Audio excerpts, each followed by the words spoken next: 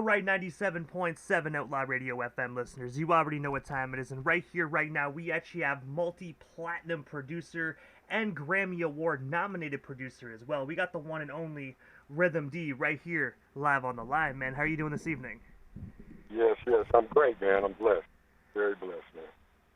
I gotta say, man, first and foremost, man, it is definitely an honor to have you on the radio station airwaves this evening. But the one thing I gotta ask, man, like taking you back to the very beginning of your legendary career, what made you decide to get into the music industry initially? Because your roots run so deep and you're so great at what you do. Oh man, I appreciate that. Well, what made me want to get into the music industry was I used to listen to a lot of my dad's old records. He had a lot of Nat King Cole and a lot of Quincy Jones and a bunch of Count Basie. So used to listen to a lot of jazz. And this is when I was around 5 years old. And then I started being able to have the knack of just being able to listen to music and replay it, you know what I mean, without any kind of formal training or anything. So it was like a little gift that I was given to by the universe to just be able to create music off the top of my head. And my mom bought me like this little piano and like an upright piano from church. And I just started going in there and like learning how to play a lot of the TV theme songs that were coming on back in the early, 70s and 80s. I would just sit down at the piano and like play them.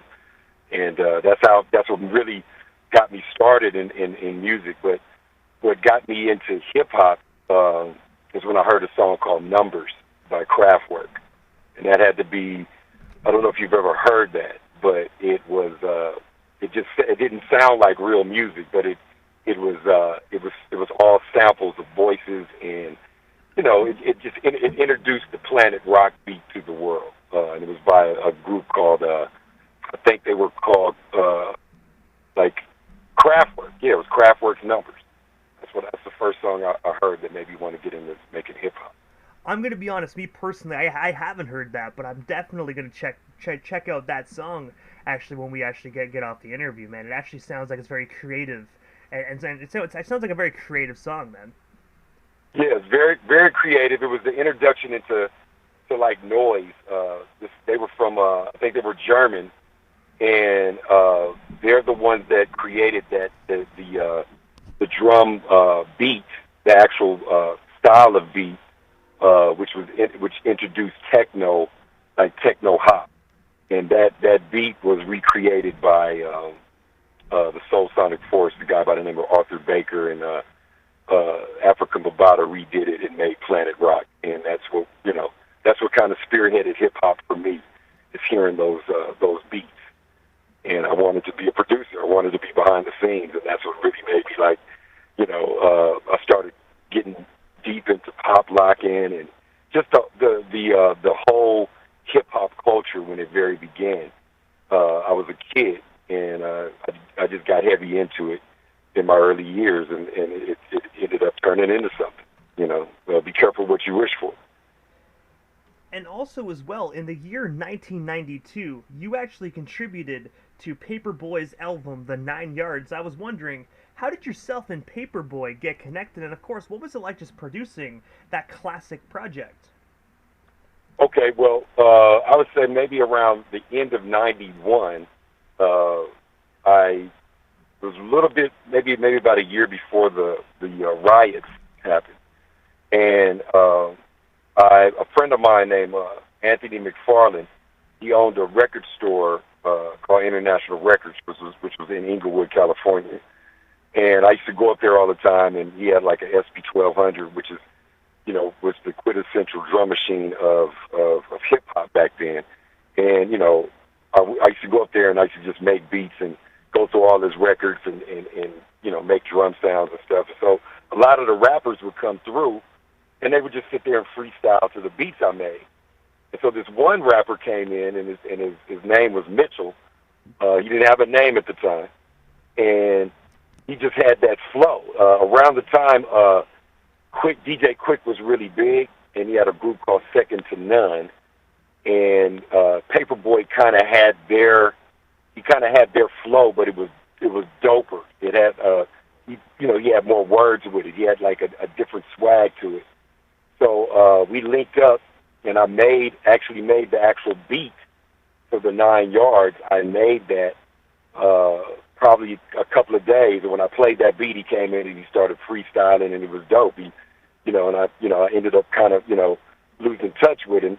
And then a little bit before, I would say, like the end of the beginning of 92, he came by my house, and I hadn't seen him in probably like 6 or 7 months. And he came by my house and said, "Hey, man, I got a guy that wants to put money behind me and put me in the studio.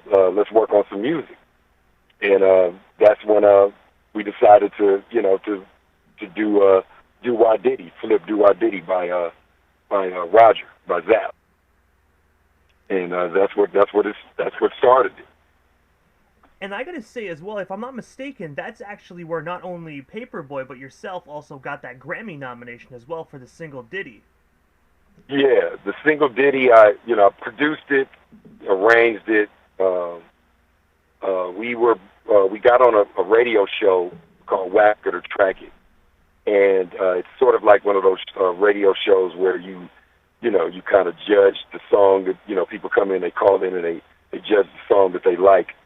And Paperboy ended up winning for about, maybe, I would say he stayed the winner for at least 2 months. Every week, every Friday, they would play it, and he would go up against a lot of songs, and he finally got, it finally lost against EPMD's Keep the Crossover. And but we stayed on the radio so long, we ended up getting picked up by Polygram, which was a company called Next Plateau, that at the time they were one of the biggest independents. They had everybody from Salt and Pepper to you name it. Was Next Plateau was the record label to go to for hip hop, and they were stationed out there in New York.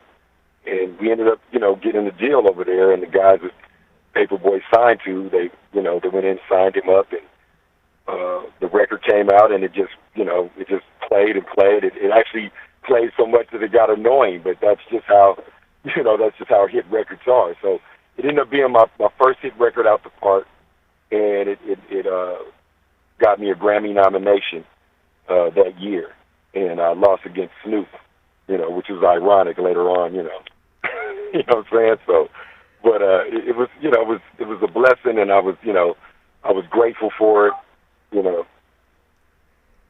And also as well, you were initially signed to the iconic Death Row Records during the very beginning years of that iconic label. I was wondering, how did you initially get connected with Suge? And of course, what was the atmosphere like during the beginning years when you were actually signed? Well, I met Suge through his cousin. He had a cousin. Her name was Tammy, and I actually was doing beats for her. Me and Battle Cat were making tracks for her, and she was like, "Well, my cousin is looking for producers to sign to his label, and since you got beats with him, why don't you I want you to meet up with him." And she took me to her house, and we called him. Back then we didn't have any text messages or anything. All we had was beepers. So she took me to her house. She called him on the phone, and she said, "I got a producer I want you to check out." And I ended up meeting him up at Fat Burger in North Hollywood, and we sit down and we talk. He's like, "Yeah, I got a label I'm doing," but at the time, I had no idea that it was Death Row.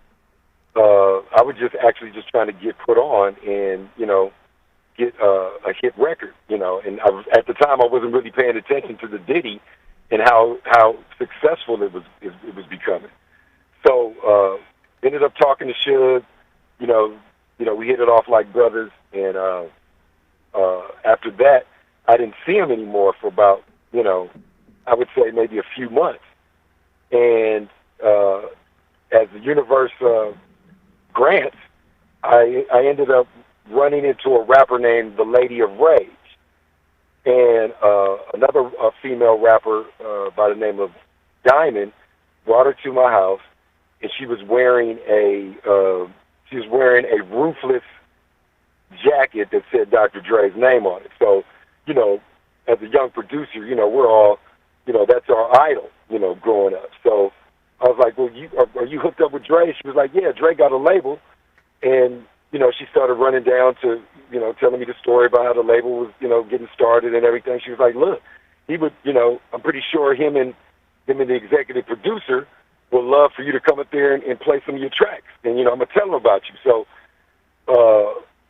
all this was happening all at the same time. So it just so happened that the executive producer was Suge Knight, and I had met him about a few months before and didn't know, and then we hit it off again, and I ended up going up to Death Row and just hanging out with Suge every day, and you know, I would be in the studio up at the Solar Building, which was, you know, which was the big label at the time in L.A., and that's where Death Row's headquarters was at. And I ended up, excuse me, I ended up having the studio time in the evening when Dr. Dre would leave. I'd be up there making beats, and actually I was doing music for what everybody knows now as Sugar Free. I was doing music for him at the time, and his name wasn't Sugar Free then, but I was making beats for Sugar Free and working on another artist named Paradise, who I ended up doing a song called Down With My Nigga on the Deep Cover soundtrack later on, and that's how it all started. And also, as well, as aside from Death Row Records, you were actually the in-house producer for Eazy and Ruthless Records a couple years after that. I was wondering, yes, how did that opportunity actually arise for you? And of course, what was it like just working alongside the late, great Eazy? It was great, you know. It was great. I ended up linking up with him by being over at Death Row. To be honest with you, I ended up linking up with Eazy through the mother of his child, and she was rapping at the time. And I came in and I started producing records on her, and they sounded so good to her. She was like, you know, let me link you up with my baby daddy, and she didn't tell me that it was Eazy-E. And I just ended up going over there to Ruthless and doing music over at Ruthless. He signed me up, played some tracks for him, and he was loving them. And I remember like it was yesterday. I went out to his house, and I previously had met him at a studio before that, and I was playing him a lot of G-Funk stuff because I knew what they were, you know, how they were dissing him over at Death Row. And I was like, well, you know, this is the kind of stuff that they're going to be on. You know, a lot of Funky Worm replays, just a whole different sound. And he was, you know, he kind of thought it was cool, but he really didn't, you know, it wasn't what I was creating as a producer. That was my own sound. I was just over there creating that. So I came to his house out in Norwalk. He had me meet me over there, and he had a studio in one of the rooms. And I went in and I started playing a lot of the beats that it was just my style of tracks. And he ran in the room and was just going crazy over the beats. And, you know, he handed me like maybe $5,000 or $6,000 out of his sock and was like, "You rolling with Ruthless?" And I was like, "Yo, I guess I'm rolling with Ruthless." So, you know, me and him ended up being like brothers. You know, he was like my big bro, my mentor. He immediately moved me into one of his houses, gave me a studio, car. You know, he actually, you know, took care of me during my time of being a producer over there. Everybody, you know, the funny thing about the old industry of the record labels and the family type atmosphere is that you would be spoiled. You'd be well taken care of, to where all you had to do was concentrate on making music. And I think that's what got kind of lost in the music business now. Yeah, I miss him. He was like my big bro, and you know, I actually knew him really well outside of the studio. You know, it was something that was, you know, we had a close big bro, little bro bond. Even though I was taller than him, you know, he treated me like a little brother and taught me a lot about the industry. And during your tenure at Ruthless, man, I actually remember you actually like produced so many classic records, from MC Ran's Shock of the Hour right down to Bone Thugs and Harmony, even HWA Hose with Attitude. You did a lot of phenomenal producing work. Oh, appreciate it, man. Yeah, all of I think all of that was getting me prepared for the rest of my music career. Like I didn't really consider myself a producer until I got over there. I was just a beat maker, and I had to like learn how to uh, coach an artist into creating a smash hit. And I learned a lot of lessons over there. Being a producer, I learned how to mix records. I learned everything about being an engineer. I had a lot of time to deal with different personalities. I mean, look, I went from Eazy to Bone Thugs and Harmony to Hoes with Attitudes. That's like three different type of personalities as people and human beings. So I had to deal with a lot of different attitudes, and I had to put my foot down on what this particular sound should sound like, how we should do this hook.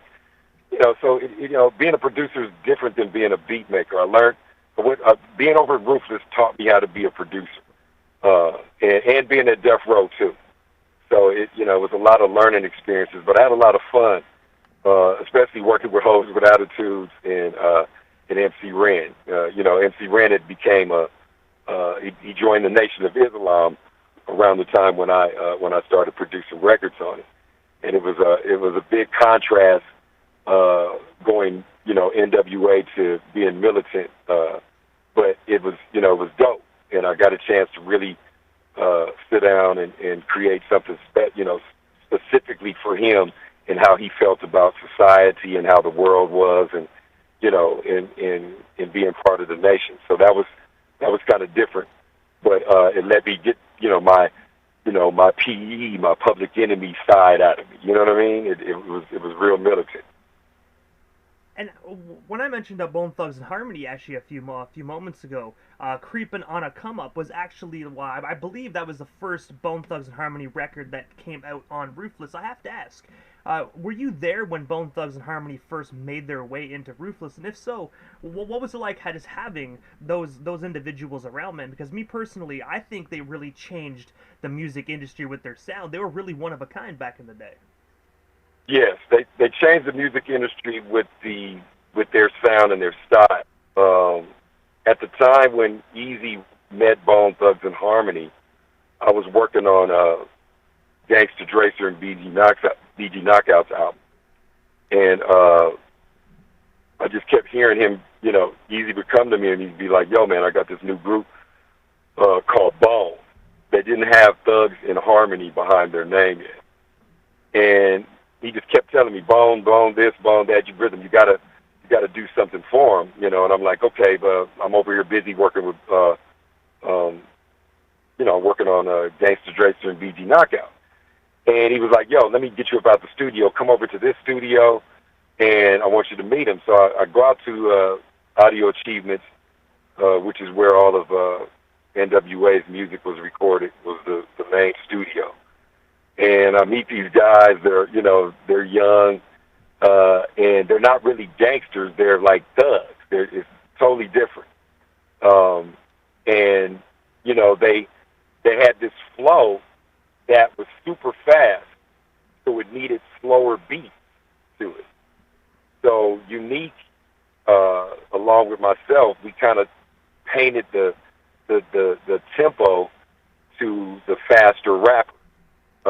Now, at the time, you had groups like Do or Die and a lot of other cats that were rapping fast, and even Jay-Z was rapping fast at the time, but none of them were singing. They had a melodic flow that they would pass back and forth between themselves. So, and they were all cousins and brothers, and it was like a new version of the Jacksons. You know what I'm saying? So they changed the course of how rappers were flowing, and I think I'm like really honored to be part of that. You know what I'm saying? Like just being one of the first producers to work with them in their early days. They were different. They all had attitudes. They all were going through growth as men, and the different formulas of personalities is what made the Thugs in Harmony part that Eazy-E added to them, and it ended up being a phenomenal smash. And I'm grateful for being part of it. You know. And also, jumping ahead in the timeline just a little bit, at the beginning, when Southern rap was actually was starting to become big, you began making trips actually out to Atlanta, working with individuals like Bone Crusher and DJ Nabs from V103. I was wondering, what initially made you decide to actually dip your toe into the Southern water and just get out there and be a part of that hip hop culture? Well, at the time, gangster rap was kind of dying down out here, and Outkast had made their name, and Pocket got killed, Biggie was killed, and so the only thing that was really popping was the whole Aftermath sound, and it was really awkward getting work because see, I'm a producer, I'm a music producer and hip hop aficionado, and I love beats. I'm a beat junkie, so. Long story short, I ended up running into the rapper. I don't know if you remember his name, but trying to think of his name. Who was the rapper that connected me with? Who was I working on? Okay. I don't know if you remember this rapper named Lil Zane. Do you remember Lil Zane? I remember Lil Zane, yeah. Okay, so I ended up working with Lil Zane. Some guys that had him signed to their independent label, and I ended up doing some music for him. But long story short, I'm in the studio working with Lil Zane, and he goes, he says, "Yo, I wish I had a feature from Bone Crusher." Now, at the time, I didn't know Bone Crusher, but I knew somebody that did, and his name is Super Slip, and at the time he had a song out there that was bubbling in the strip clubs and on the radio called Super Nigga. And it was like a superhero version of Superman, but he was black. And and the hook had Bone Crusher on it. And I called Super Slip, and I was like, "Yo, man, can you connect me with Bone Crusher? Because Lil Zane wants to, pay him for a feature." And Slip just, Slip is such a cool dude. He was just like, "Yo, man, go ahead here, take the number down." And I took his number down, and I called Bone Crusher on the phone. And Bone Crusher was, he was hella cool about it. And he was like, "Yo, let me connect you with my manager, and her name is Anissa, and let me connect you with her and see what she says." And I was like, "Okay." So he gave me her number. And long story short, the universe would the way it worked out was his manager, as I'm talking to her on the phone, she pauses and she says, "David." She says my government name. So it was so crazy how the world is. It ended up being a girl that I had known from L.A. That had moved out to Atlanta and had became Bone Crusher's wife, and she was with one of the popular rappers out in Atlanta. And, she was a friend of mine from back in the days, so I ended up getting my full connection to the Atlanta music scene via that whole family. So me and Bone Crusher became real close. I would be at his house every time I would fly back and forth, and we ended up working on music together. And I recorded like several songs with him, and just got connected with everybody down there from Yin Yang Twins to you name it. Bone Crusher opened up the lane for me out there in Atlanta. So we became like brothers, and that was my connection to Atlanta, and that's how I started going back and forth from 2005, and then I finally moved there in 2011. Yeah, and so now I'm bi-coastal back and forth from Atlanta to LA, which is kind of cool. It helped me broaden my musical production skills tenfold, being able to travel back and forth. So that was my connection. And also, as well, in the year 2006, you actually produced Snoop Dogg's song sorry, a bitch I knew that was actually on his Blue Carpet Treatment album. I was wondering, how did you actually get connected with Snoop? And of course, what was it like just being in the studio working with the Dogfather? Well, I was always connected to Snoop, but we had a slight beef based on the labels that we were on. We were, you know what I mean? So we never had a chance to reconnect. When I was at Death Row, I used to sit in the truck and smoke back to back blunts with Snoop, and just sit there watching him freestyle to a lot of the beats that I was making. And we had camaraderie. Once I left Death Row and had a hit record on the radio already, I didn't see Snoop from the time that he blew up from Doggy Style and The Chronic came out. So, making things brief, I was working at, I was doing music for Terry Carter's label, Rest in Peace. And a good friend of mine, which is another really big producer, his name is DJ Battlecat.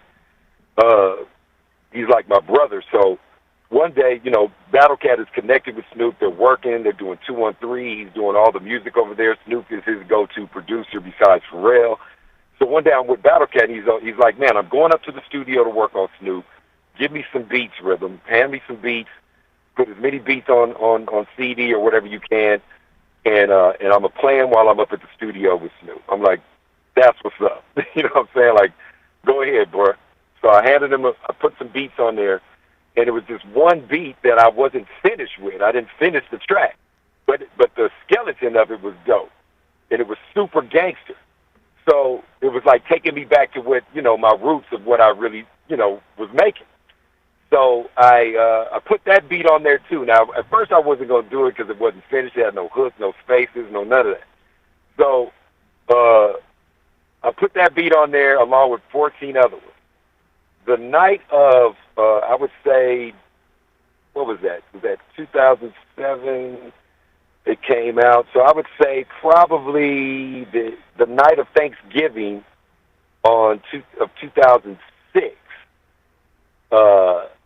I was at Battlecat's house, and he was like, yo, he was on the phone with Snoop, and he said, hey, man, listen, and Snoop had already laid his vocals to it, and then it just ended up re-linking back up with him. We was, it was all love, and he was like, yo, man, I'm going to put this on the album, and we ended up making a real production out of it. Battlecat actually got on it. He was scratching, so it ended up being a full collabo with me, him, and Snoop. It was beautiful. That's how that happened. And aside from your producing here for a moment, you also teamed up with Ben Familiar to actually create Red Ram Entertainment. I was wondering if you can tell our listeners a bit more about this company. And of course, what services do you both offer to the general public today? Well, I actually haven't seen Ben in a while. Ben is a really big marijuana grower. So we kind of went our separate ways, but I did produce a really big record for him, which was called Can of Business. And it sounds incredible. I put a lot of time and energy on it. And he went back up north to finish growing his weed brand. And he's a Dr. Green thumb when it comes to that. So I haven't had time to talk to him within the last few years. But within those years, I've started my own company called Archaics, and spelled Arkaex. You can follow it on Instagram. It's at Archaics. It's a production team with me, one of my boys named Foolish, and Sativa Beats, and we have a band. And I've just been really just putting together a lot of compilation records with new artists on them. But that record that I did on Ben was, I think that at some point it'll get its just light in the business. I don't know if you've ever heard it, but before everybody was talking about making weed songs, Ben was the first to really do it besides Be Real from Cypress Hill. Like, he was the first one to make a concept record, just totally dedicated to marijuana. It was called Kind of Business, and it's pretty dope. So you get a chance, if the listeners get a chance, go look it up on YouTube and you know, stream it. It's an artwork. You gotta listen to it from the beginning to an end, because it's really like a movie. It explains his life and who he is as a grower. It's pretty big. I was proud of that record. Shout out to Ben Familiar. And also as well, man, I actually read an article from February 5th, 2015 that actually stated you were working on a compilation EDM record. And I was wondering, for the listeners that are also fans of that genre of music, would you be able to tell us a bit more about that project, and is it actually available to be purchased or streamed today? Well, it's not available to be purchased because it's not out.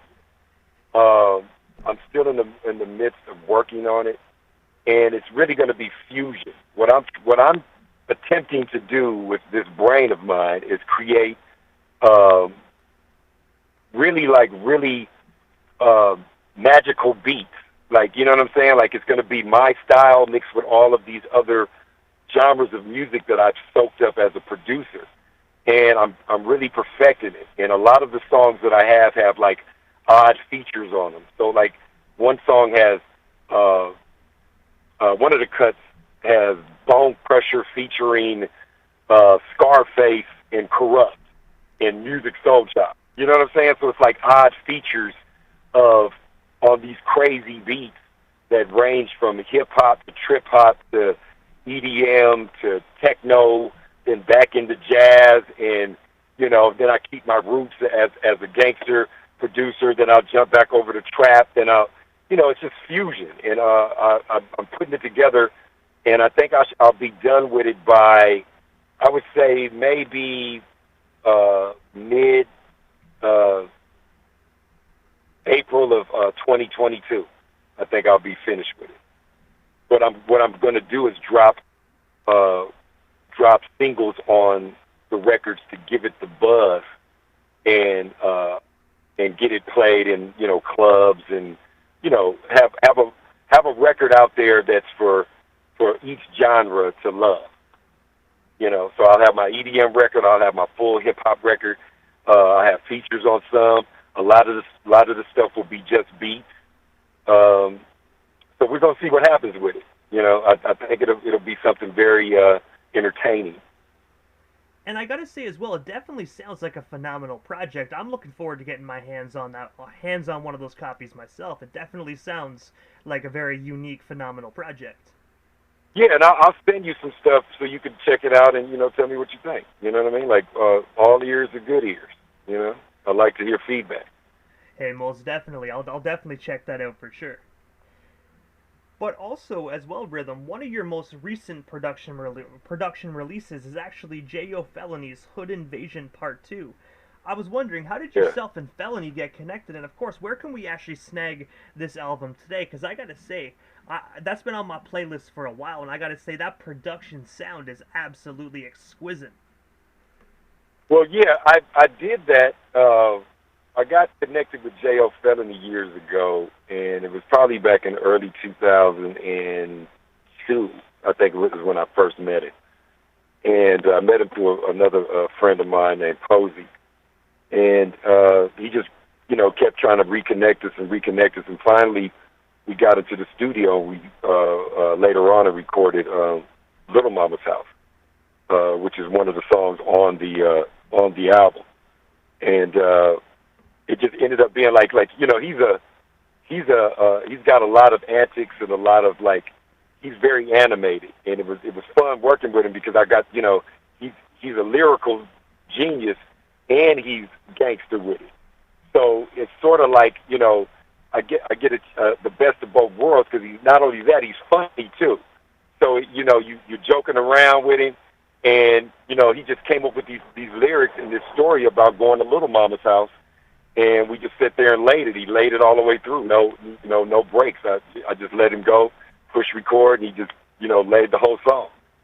And, you know, that's, you know, I miss that too when it comes to artists actually having their lyrics written in the song already done. You know what I'm saying? Like, a lot of the ones nowadays, I have to punch them line by line because they're actually writing as they're going.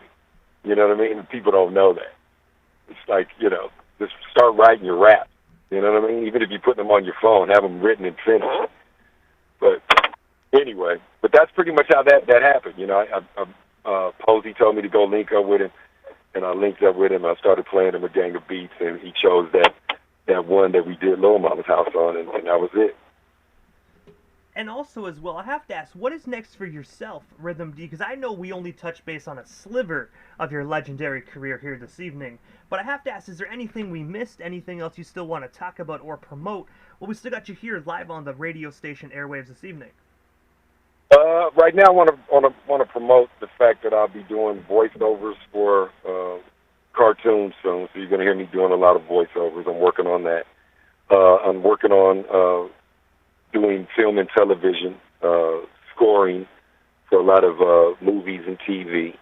So you'll start seeing, start looking at the credits on a lot of these TV shows, and you'll see that I'll be doing a lot of that stuff probably mid 2022. And just been producing an artist named Star Child. Look out for him. Another girl named Bree. Look out for, I'm producing two Haleys. A girl by the name of Haley Jeanette that plays several instruments. She's incredible, a musician, pianist. Then another Haley named Haley Jackson. She's in Atlanta. I've been producing her. My production team called Archaic. Shout out to Foolish and Sativa. Shout out to my business partner, Kamal, a.k.a. Gas. Archaics all day. And like I said, just be on the lookout. Rhythm is coming for 2022 with a lot of really exciting music and TV and a lot of stuff. Still producing a lot of the new records that you're hearing. And I've been mixing and mastering a lot of the music that you hear today. So it's been a very fun journey. I'm still learning every day. My birthday just passed this month. I turned 51, so the maturity level I'm on is magnificent. You know what I'm saying? So I'm at that age where I'm going into the next semester of my career in life. So it's just I'm having a lot of fun enjoying my destiny. And I gotta say, first and foremost, man, from everyone here at 97.7 FM, man, happy belated birthday, man. Oh, thanks. Appreciate you, man. Hey, man, you are most certainly welcome. But Rhythm, but before we part ways, man, if you can actually drop your social media handles, that way our listeners can follow you and stay updated on everything you got going on, if they're not already doing so. But we are an old school hip hop radio station, so I hope they already hit that follow button. Man, by me being from the industry already before a lot of social media, I am already embedded in the industry, so I don't have a lot of following, but please follow me. It is imperative that I get likes and follows, and I would appreciate it a lot. Thank you, blessings. Like I said, follow me on Instagram at @RhythmD. Sometimes people spell the name wrong, but it's RHYTHMD, and that's my main platform that I'm on right now. I'll have my website up soon, and I'll be doing a lot of cryptocurrency, working on NFTs and whatnot. So, like I said, I got a lot of stuff going out, and I appreciate you having me on the show, man. Hey, man, you are most certainly welcome. It was definitely an honor to welcome such a legendary producer like yourself, man. And I gotta say, first and foremost, thank you for actually contributing to so many legendary projects that we all grew up listening to, because a lot of people think that the rapper makes the projects. They do, but they also forget about the people behind the board as well, individuals like yourself. If it wasn't for the producer, there really wouldn't be any music, because you are the one that puts these legendary projects together and makes them sound smooth like they do. Thank you, man. I appreciate it. Thank you for giving homage to the producer and the engineer. These are very, very important people. Most of these records that you're hearing on the radio, they're really well produced by the engineer and the producer. You know what I'm saying? So I appreciate it, man. Thank you. Hey, man, you are most certainly welcome, Rhythm. Definitely have yourself a wonderful night, man, and hopefully down the line we can make this happen again sometime soon. That part, man. I appreciate you. Outlaw Radio.